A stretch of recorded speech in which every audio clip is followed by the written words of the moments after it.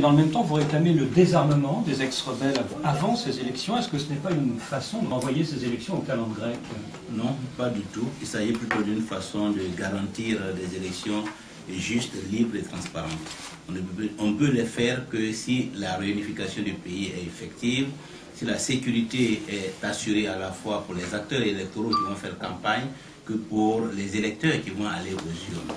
Si nous voulons sortir d'élections calamiteuses, il faut des conditions de sécurité pour tous les acteurs, pour tous les électeurs, et c'est pour cela que la question du désarmement est importante pour aller à ces élections. Alors, le secrétaire général des Forces Nouvelles, qui est aussi Premier ministre, Guillaume Soro, affirme que cette disposition que vous réclamez, ce désarmement, avant les élections, ça ne figure pas dans les accords de Ouagadougou de 2007. Il faut qu'il relise les accords de Ouaga qu'il a signés lui-même, parce qu'il est écrit clairement dans l'accord complémentaire 4 que le désarmement doit avoir lieu 2 mois avant les élections. Cela signifie que les élections auront lieu au plus tard 2 mois après le désarmement. Il dit que ce qui est prévu, c'est l'encasernement avant et la réunification des deux armées 1 mois après les élections. Non, non. Et il faut savoir que le désarmement comporte 3 volets. Il y a le volet encasernement d'une partie des combattants, mais en même temps qu'on les encaserne, on les désarme. Donc le désarmement va se faire pour une partie des combattants par l'encasernement. Mais ces combattants seront encasernés parce qu'ils sont candidats à la future armée. S'ils ne l'étaient pas, on les désarmait et puis rejoignaient leur famille. Donc on les encaserne en prévision de la future armée.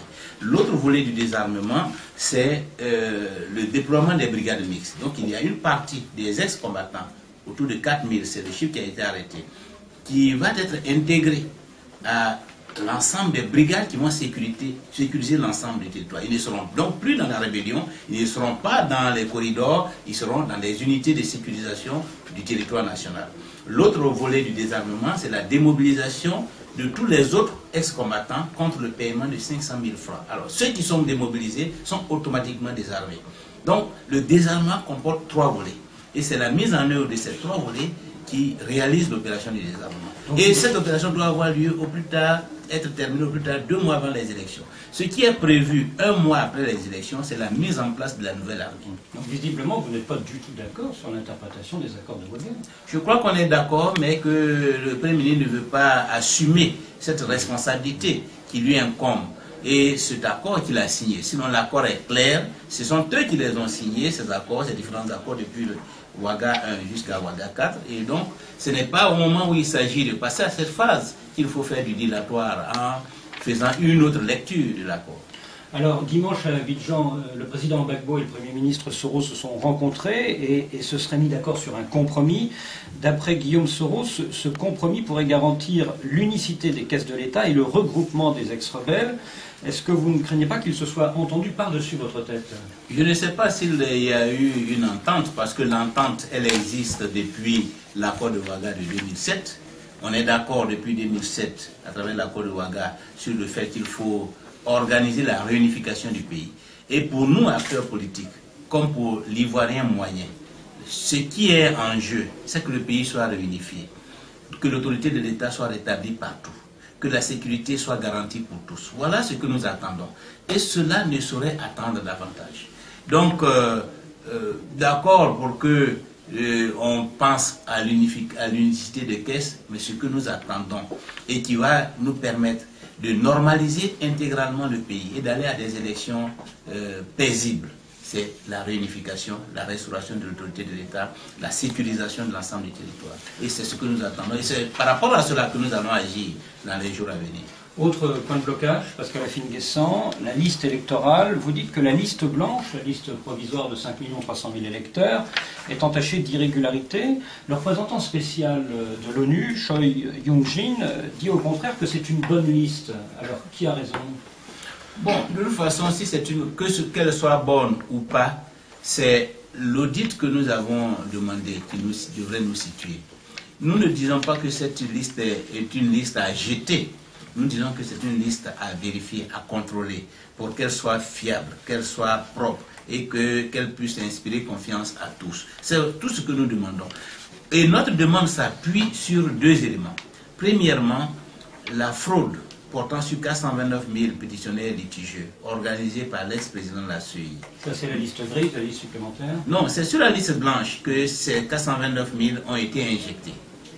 Donc, nous disons qu'on nous apporte les éléments de preuve que ces 429 000 éléments ont été retirés par un organe indépendant, crédible, transparent, qu'on nous apporte cette preuve-là. C'est l'un des fondements de la revendication d'un audit de la liste.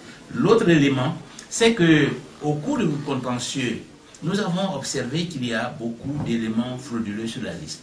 Que cette liste blanche n'est pas en fait totalement blanche, qu'il y a un certain nombre d'éléments de fraude. L'autre revendication donc de l'audit, c'est qu'on s'assure que cette fraude-là est localisée, qu'il n'y a pas de fraude massive, que cette liste est propre ou pas trop sale et que l'on peut véritablement aller aux élections sur la base de ces 5 300 000. Quand vous dites beaucoup d'éléments frauduleux, c'est quelques milliers, c'est ça? Nous n'avons aucune idée. Mais les observations faites dans quelques lieux d'enrôlement et dans des circonscriptions où le fichier de l'état civil avait été informatisé, nous a permis de relever des centaines d'inscriptions de personnes qui ne méritaient pas d'être sur la liste. Nous savons aussi qu'en plusieurs endroits du territoire, au moment du contentieux, nos camarades ont pu débusquer plusieurs personnes inscrites frauduleusement. Certaines d'entre elles sont venues spontanément à la CEI pour demander leur radiation. Et nous avons les procès-verbaux de ces demandes de radiation. Donc c'est sur la base de tous ces éléments que nous disons, menons les investigations pour évaluer l'ampleur de ce type de fraude et nous assurer que véritablement elle ne constitue pas une grosse menace sur le fichier électoral. Alors sur la question du désarmement, vous invoquez l'accord de Ouagadougou, mais Guillaume Soro rappelle que vous n'avez pas signé cet accord et que c'est avec le président Gbagbo qu'il négocie, pas avec vous qui êtes chef de parti. Oui, j'ai eu l'occasion de lui rappeler que le président Gbagbo est le chef de l'État de Côte d'Ivoire et qu'il agit donc au nom de tous les Ivoiriens. Et de dire aussi que la Côte d'Ivoire appartient à tous et que nous sommes donc tous fondés à revendiquer que ce pays soit réunifié, que ce pays soit restauré dans son intégrité territoriale. J'ai eu à dire aussi que la fonction de Premier ministre qu'il exerce et les moyens qui sont mis à sa disposition sont les moyens de l'État. Les ressources financières constituent la contribution de tous les Ivoiriens et que en conséquence, chaque Ivoirien est fondé à lui demander des comptes. Si Guillaume Soro n'obtient pas ce que vous réclamez, c'est-à-dire le désarmement des ex-rebelles, des forces nouvelles, que doit-il faire à votre avis? Oh, mais je pense qu'il faut qu'il tire les conséquences de son impuissance. Tout comme les anciens, d'autres personnes, d'autres Ivoiriens, à des moments donnés, ont tiré les enseignements et les conséquences de leur impuissance à réunifier le pays. C'est-à-dire? Mais je crois que c'est-à-dire dans le tablier et permettre au pays de chercher d'autres voies de sortie de crise. C'est-à-dire qu'à ce moment-là, vous lui demanderez de partir, c'est ça? Bien sûr.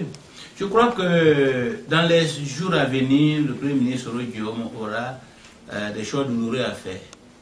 Soit il a la capacité de réunifier le pays, de restaurer l'autorité de l'État sur l'ensemble du territoire, conformément à l'accord politique de Ouaga, soit il n'en a pas la capacité et il rendra le tablier. Alors, le président Gbagbo, lui, ne remet pas en cause la position de Guillaume Soro comme Premier ministre. Au contraire, ce dimanche, il l'a reçu à Abidjan. Est-ce qu'il n'y a pas un désaccord entre le président Gbagbo et vous? Non, pas du tout. Le président Gbagbo, en tant que chef de l'État, est avec son Premier ministre dans la recherche de solutions. Tant que, même si demain le chef du gouvernement devrait partir, ce n'est pas pour cela qu'il ne faut pas le recevoir chez soi, faire une balade en bateau sur la lagune Ébrié. Je me demande même si cette balade n'est pas une balade d'adieu. Mais vous savez ce que dit Guillaume Soro à votre sujet, ça fait beaucoup de temps que vous réclamez sa tête et que c'est la déclaration de vos déclarations intempestives aujourd'hui. Bon, enfin, vous pouvez les qualifier comme vous le voulez d'intempestives. Non, c'est ce qu'il dit, oui. Bon, évidemment, quand on n'apprécie pas parce qu'on vous met la pression par rapport à un engagement que vous avez du mal à exécuter, vous pouvez considérer ces interpellations comme intempestives. Mais je crois que ce que nous disons correspond véritablement à ce que souhaitent les Ivoiriens, à l'exaspération qui commence à naître au sein des populations ivoiriennes par rapport à cette impuissance de la classe politique à amener la paix dans le pays, à restaurer l'autorité de l'État sur l'ensemble du territoire, à normaliser la vie économique dans le pays. Vous savez que les Ivoiriens souffrent énormément de cette crise, que beaucoup de jeunes aujourd'hui attendent désespérément que la crise prenne fin, que la prospérité revienne pour que des emplois soient disponibles pour eux. Nous qui sommes des aînés, qui sommes des responsables politiques, c'est chaque jour que nous leur demandons de faire preuve de patience. Mais vous savez, la patience a des limites. Vous savez ce que disent beaucoup d'Ivoiriens, c'est qu'en multipliant tous ces préalables avant d'aller aux élections, les listes, le désarmement, peut-être demain la tête du Premier ministre, c'est que vous avez peur de perdre. Ce n'est pas, la question du désarmement est une chose, mais la question de la réunification de la Côte d'Ivoire est une chose plus importante. Donc il ne faut pas mélanger les choses. Même s'il n'y avait pas d'élection, nous aurions demandé le désarmement et la réunification du pays.